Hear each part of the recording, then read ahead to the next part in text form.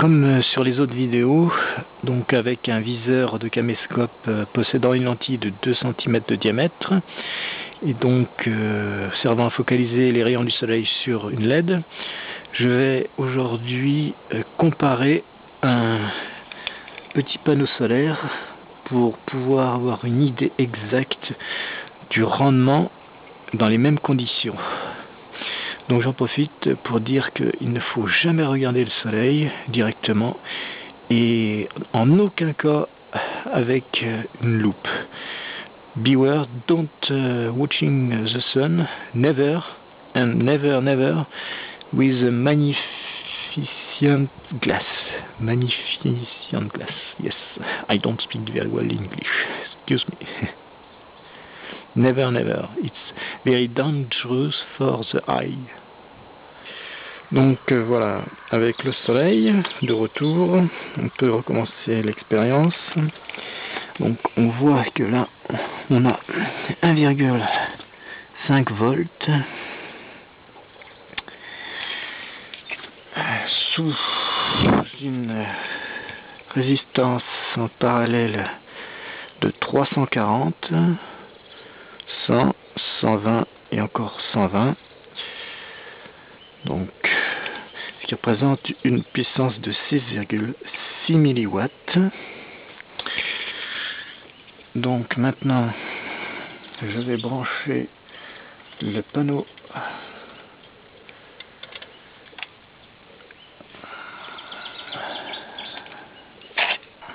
après avoir fait les raccordements.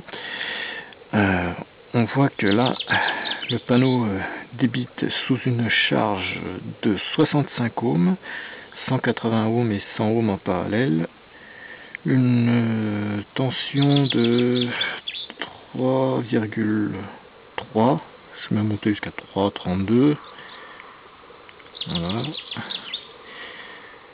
donc sous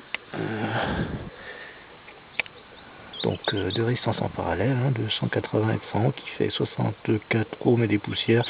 Bon, j'ai arrondi à 65 ohms. Donc, en récapitulant, on a 332 volts sous 65 ohms, ce qui représente une puissance de 169,5 mW, et ça c'est au mieux. Ensuite, avec la LED, on a 1,5 volts sous 340 ohms, ce qui représente 6,617 mW. La surface du panneau est de 46,75 cm² et celle de la lentille qui focalise les rayons du soleil sur la LED est de 3,8 cm². La lentille fait 2,2 cm de diamètre. Donc on a un rapport de 12,3 entre les deux. Ce qui veut dire que si j'avais la même surface de captation, c'est-à-dire de 46,75 cm² avec des LED, donc 6,617 x 12,3, j'aurais 81,39 mW sous la surface de ce panneau.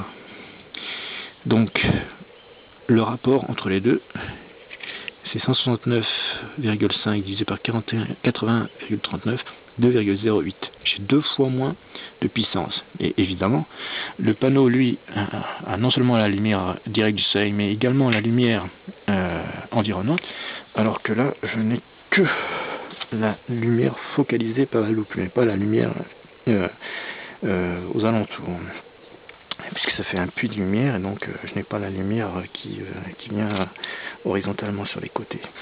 Donc ce que je veux dire par là, c'est que la preuve est faite qu'on n'a pas besoin de autant de surface de semi-conducteurs pour obtenir des puissances quasiment identiques. Là je suis à 2 fois, mais je suis sûr qu'on peut arriver quasiment à la même puissance.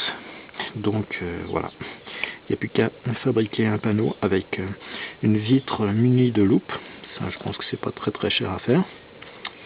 Et en dessous, les semi-conducteurs utilisés pour les LED, avec la petite astuce, petite mais indispensable astuce, pour maîtriser la température et obtenir un accroissement de la puissance avec l'élévation de la température et non pas l'inverse qui se produit avec les panneaux photovoltaïques à l'heure actuelle. Voilà. C'était un peu long, mais c'était nécessaire.